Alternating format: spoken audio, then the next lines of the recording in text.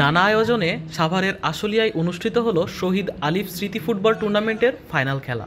শুক্রবার বিকেলে আশুলিয়ার গোকুলনগর উচ্চ বিদ্যালয় মাঠে এ ফুটবল টুর্নামেন্টের ফাইনাল খেলার আয়োজন করে এফসি ইউনোডো ফুটবল ক্লাব পান্ধোয়া।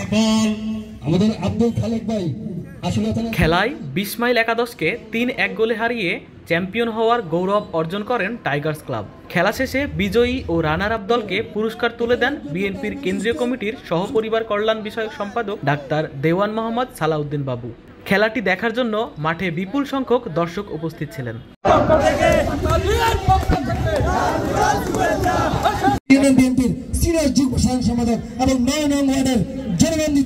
বাংলাদেশ নির্বাচন কমিশন অফিসার্স অ্যাসোসিয়েশনের সনাব মোহাম্মদ বুলবুল কবির সাহেব আমাদের মাঝে ২০ মাইল একাদশের পক্ষে একটি ফ্রি কিক দেখা যাচ্ছে।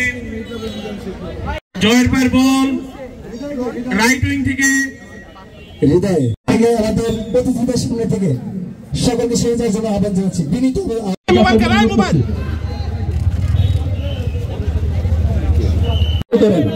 এটাই একজন নেতার বৈশিষ্ট্য। আমি আমাদের নেতার কাছে অনুরোধ করবো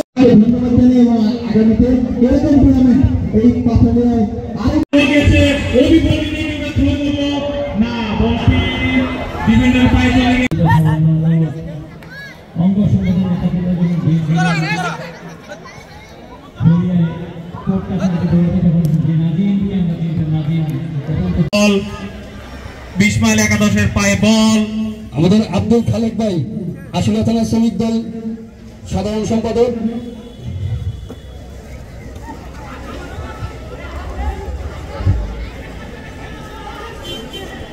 সেকেন্ড হাফের খেলা চলছে ২০ মাইল একাদশ।